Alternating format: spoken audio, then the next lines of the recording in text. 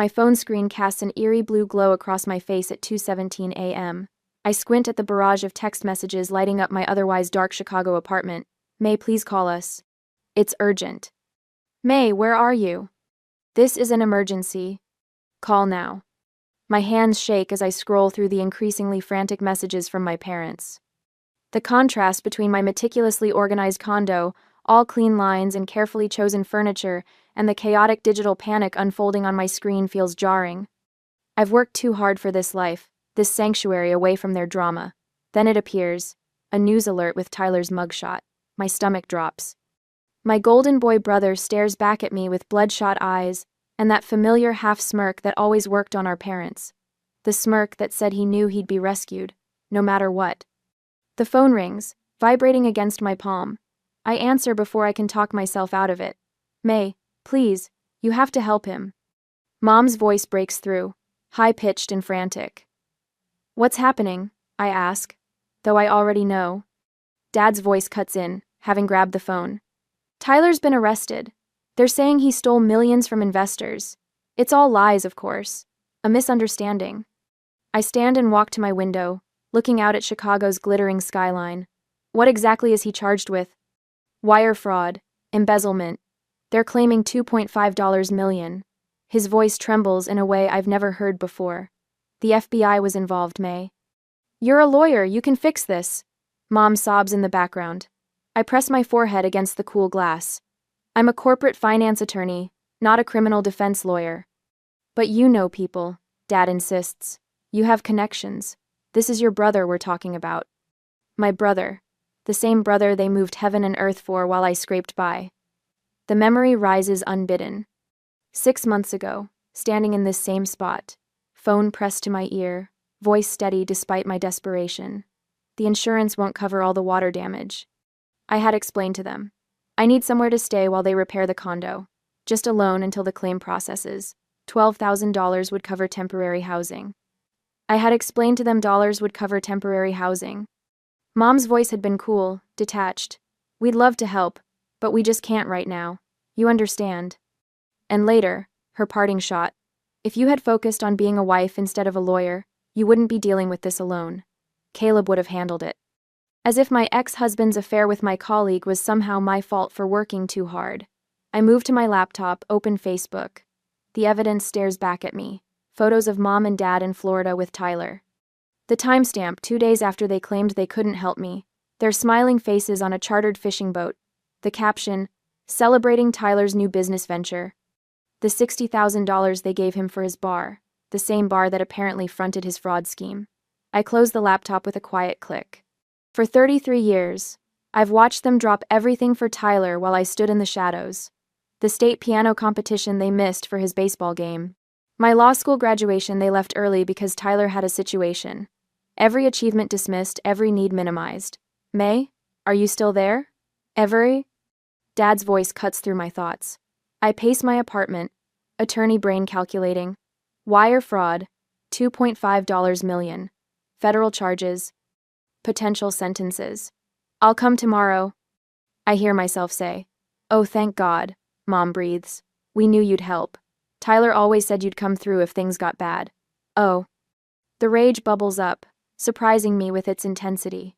They haven't asked about my life, my work, whether I can even leave. Just the expectation that I'll drop everything again for the golden sun. I haven't said I'll help yet. I clarify, my voice cool. I said I'll come.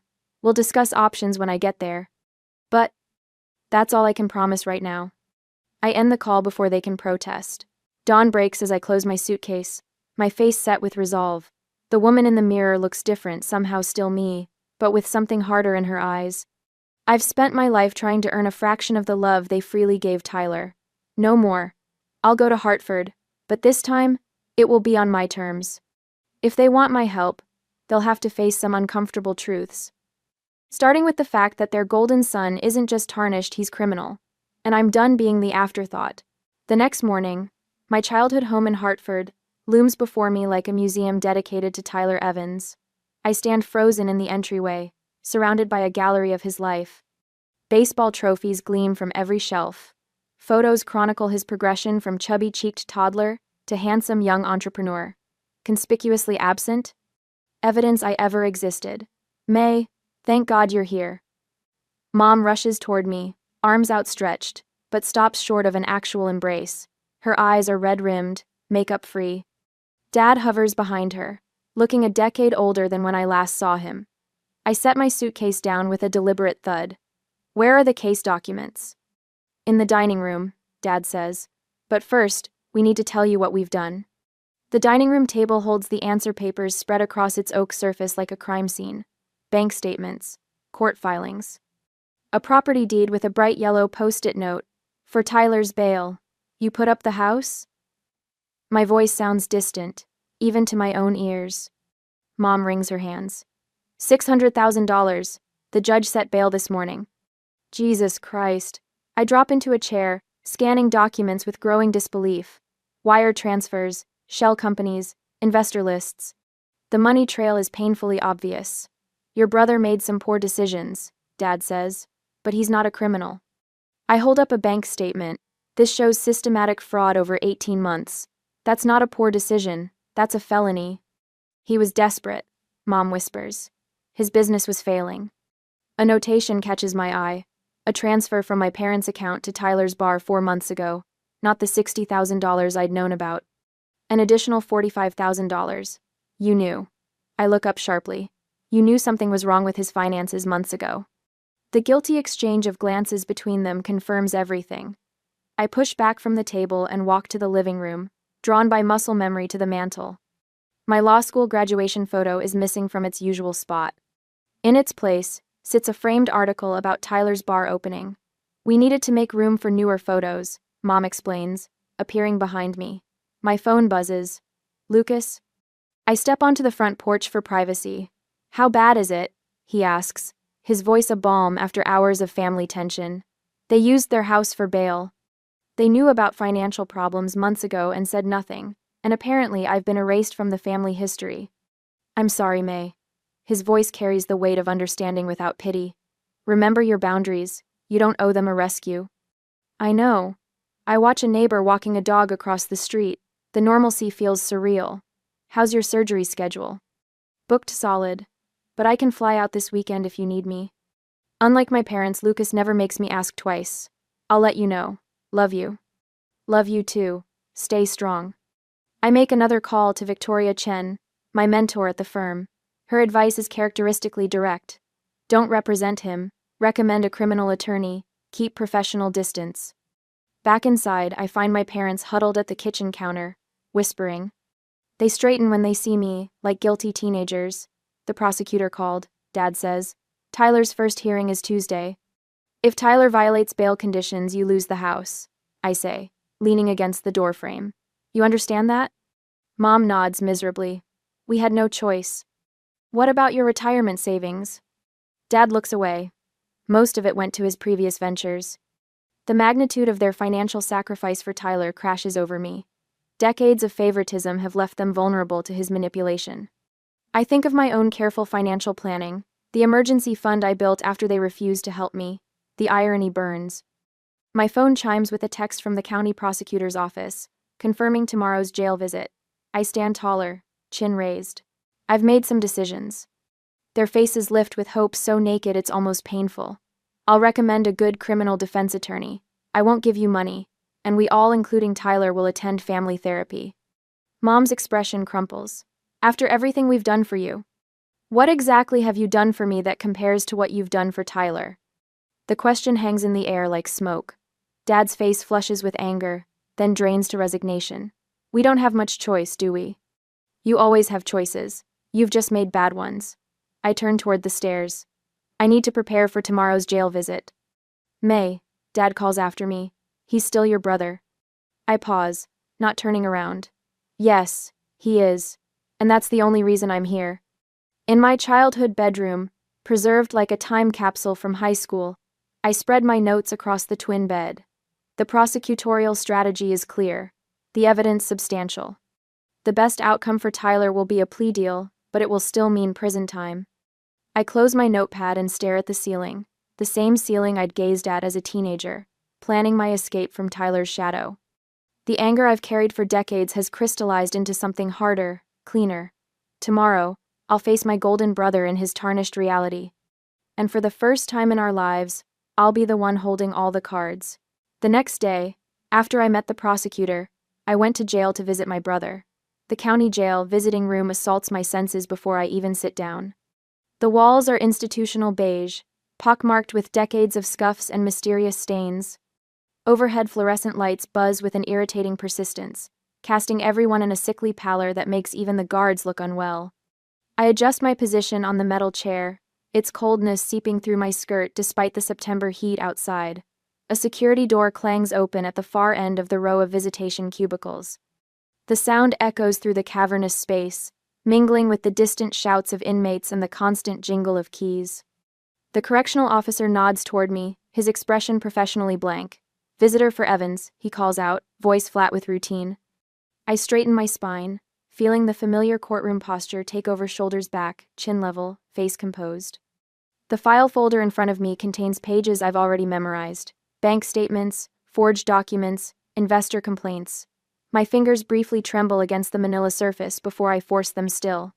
Tyler appears in the doorway, and for a moment, I barely recognize my brother.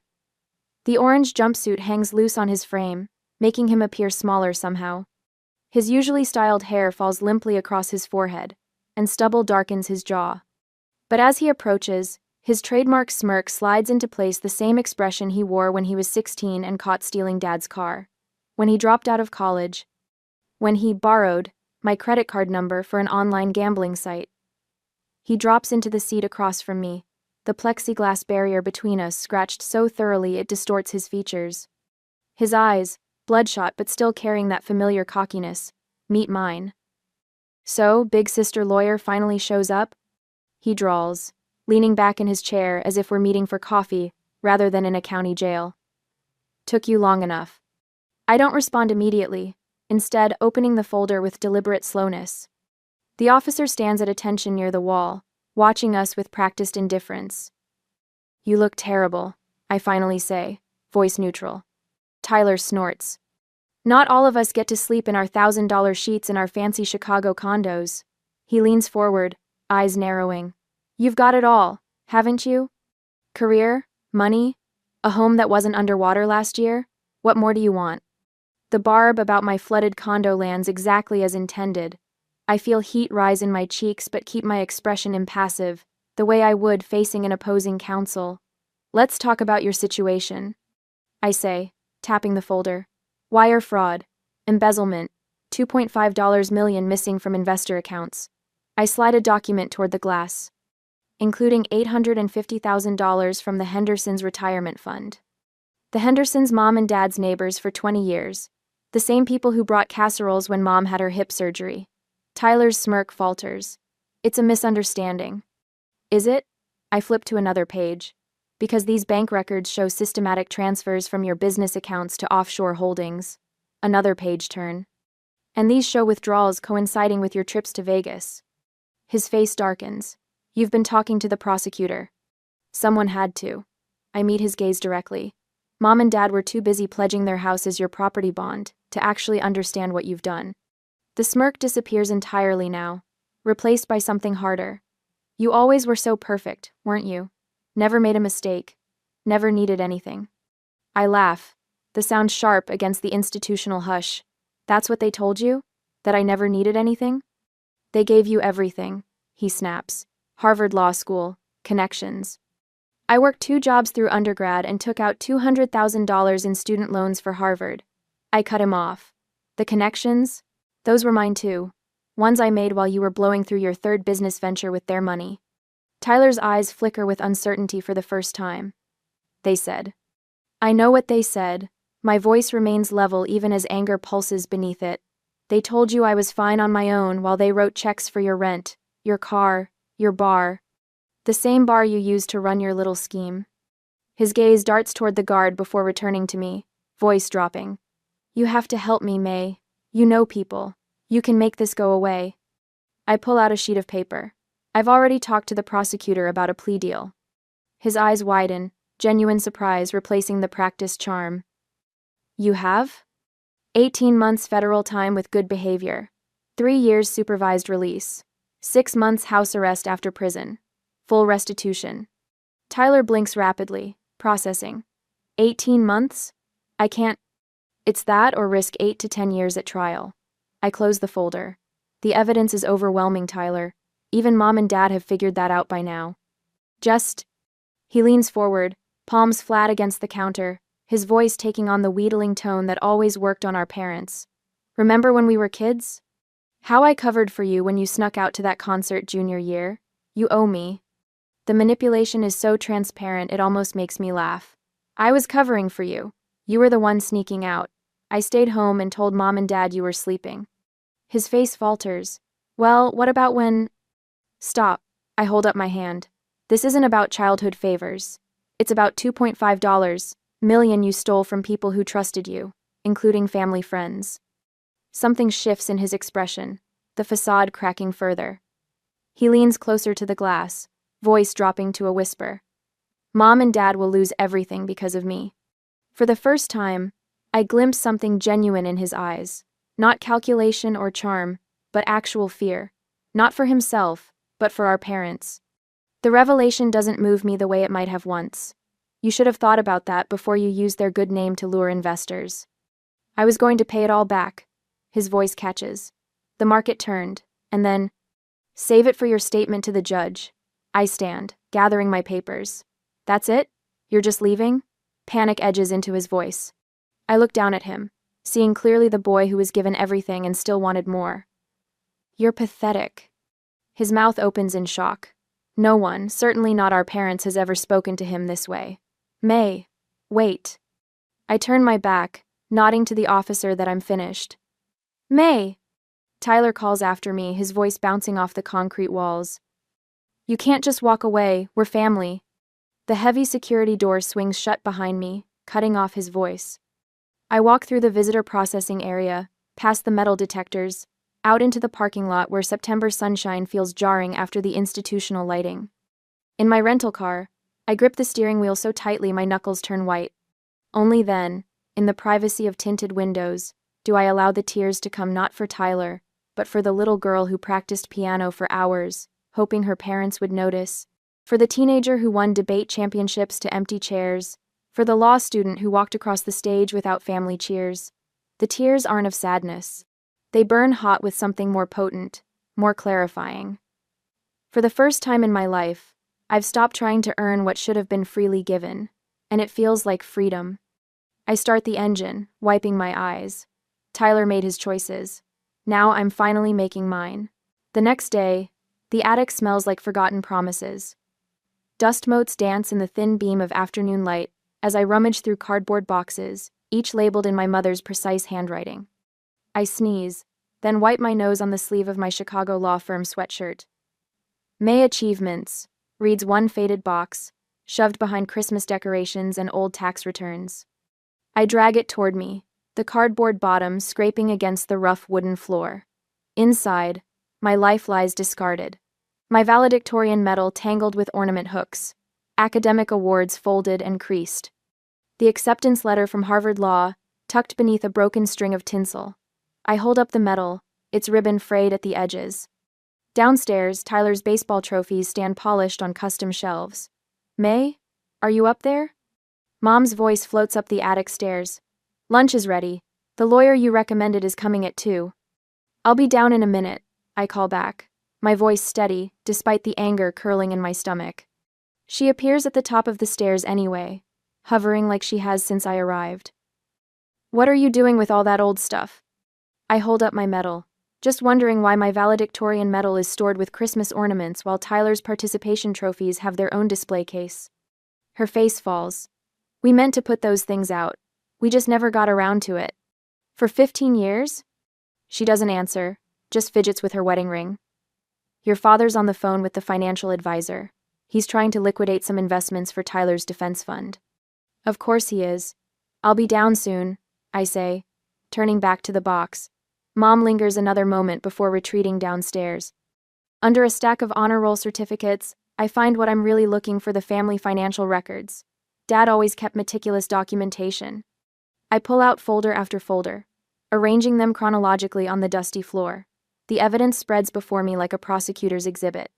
College tuition, $175,000 for me, $230,000 for Tyler despite his dropping out twice.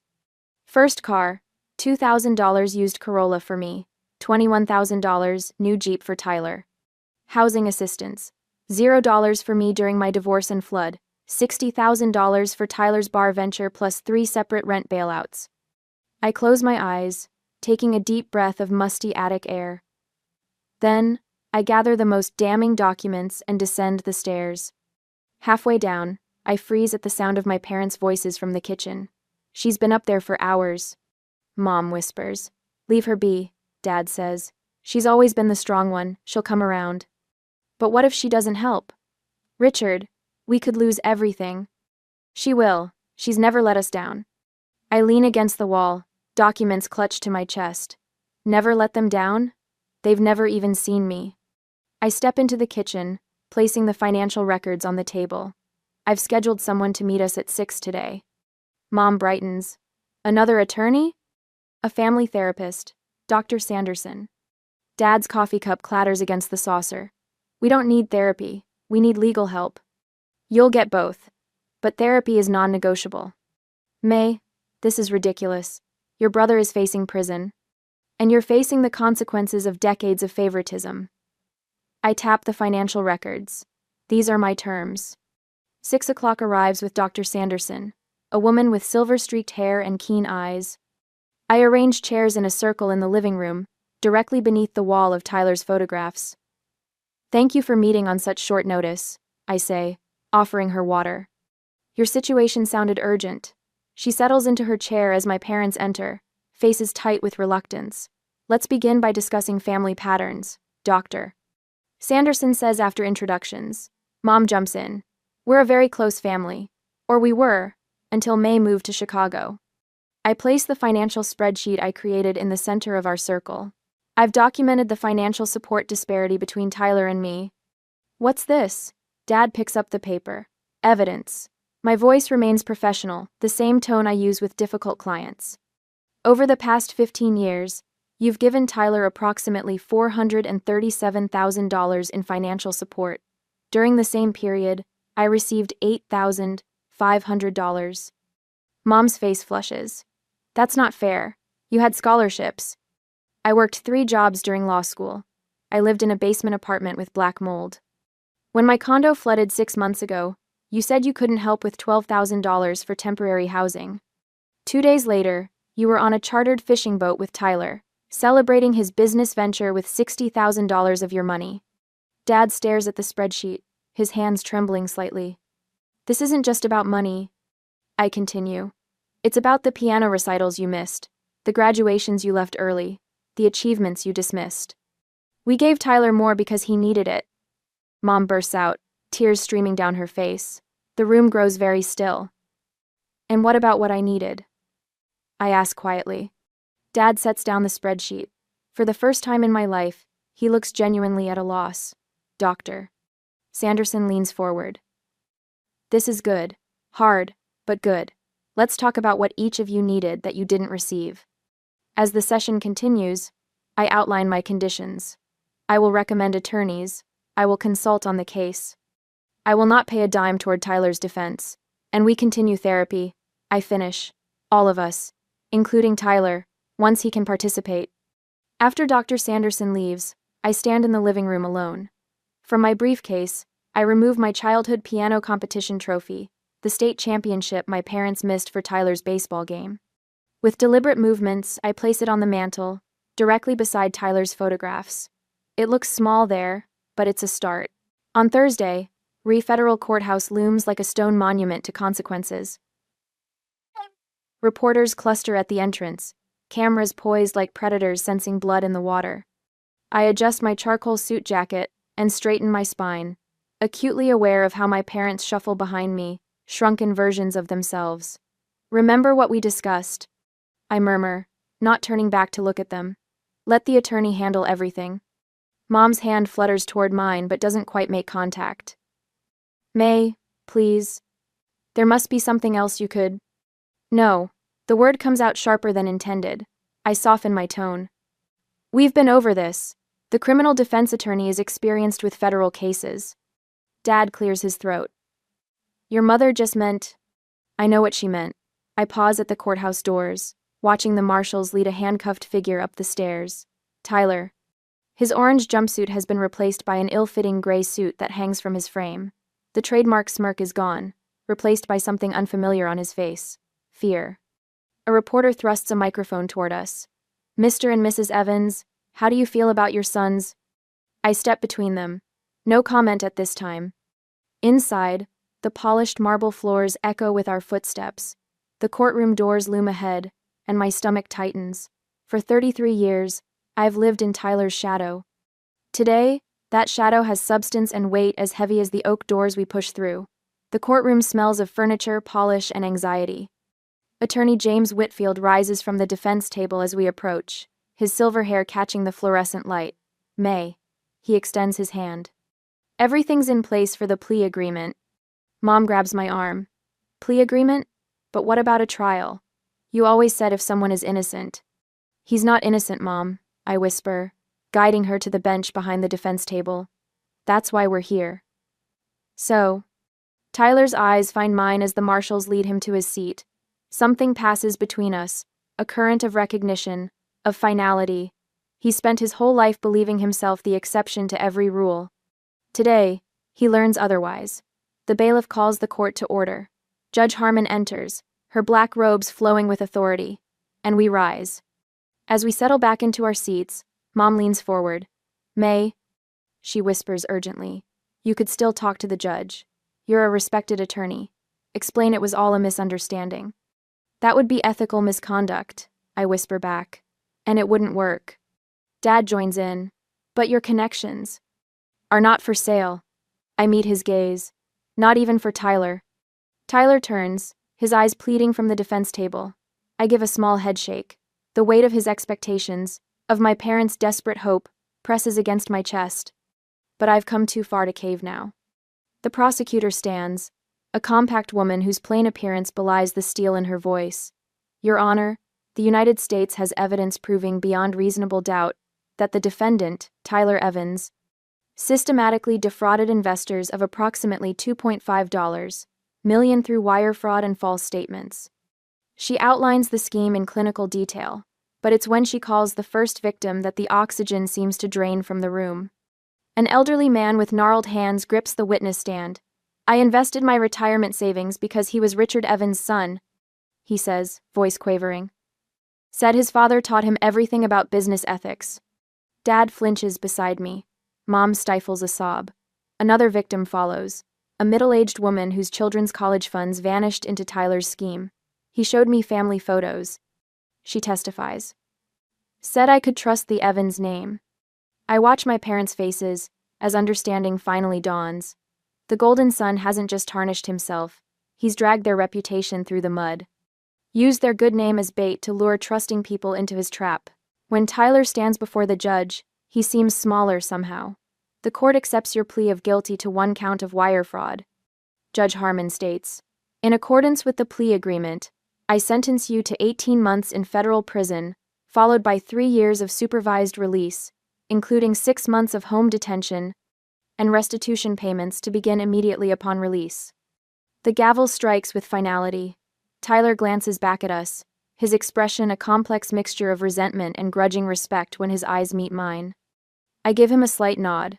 This outcome, 18 months, instead of the potential 10 or more years, represents the best possible scenario given the evidence. Outside the courthouse, the reporters descend like vultures. Microphones thrust toward us from all directions.